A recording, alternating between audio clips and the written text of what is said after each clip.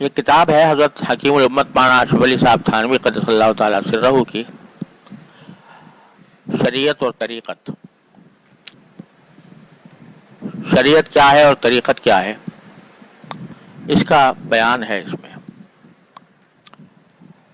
تو میں یہ سمجھتا ہوں کہ ہماری اصلاح کے لیے حضرت حکیم الامت مولانا اشرف علی صاحب تھانوی رحمۃ اللہ علیہ کی کتابیں، ان کے مواعظ، ان کے ملفوظات، وہ اس دور میں سب سے زیادہ مفید اور اصلاح کا ذریعہ ہوتے ہیں۔ تو اس لیے ہم سب وہیں سے روشنی حاصل کرتے ہیں۔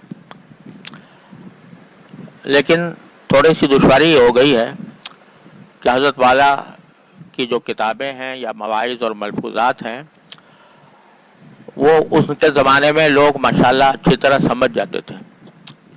اب جب سے یہ ایسی تعلیم کا آغاز ہوا ہے جو انگریزی میں پڑھائی جاتی ہے، تو رفتہ رفتہ لوگ اردو سے دور ہوتے جا رہے ہیں، اور آسان سے آسان بات بھی کہی جائے تو وہ سمجھنے کے متحمل نہیں ہوتے۔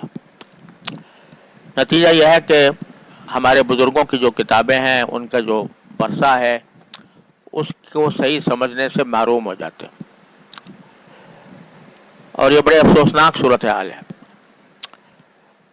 لوگ اردو کو سمجھنے اور اس کو پڑھنے کی طرف توجہ نہیں دیتے، بلکہ آج کے دور میں اردو نہ جاننا یہی ایک بڑی صفت ہو گئی ہے کہ میں اردو نہیں جانتا۔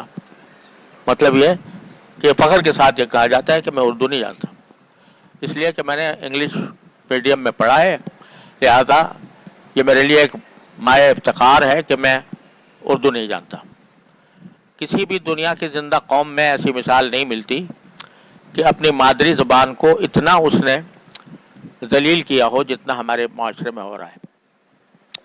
اس کا نتیجہ یہ ہے کہ ہم اپنے بزرگوں کے ورثے سے محروم ہو رہے ہیں۔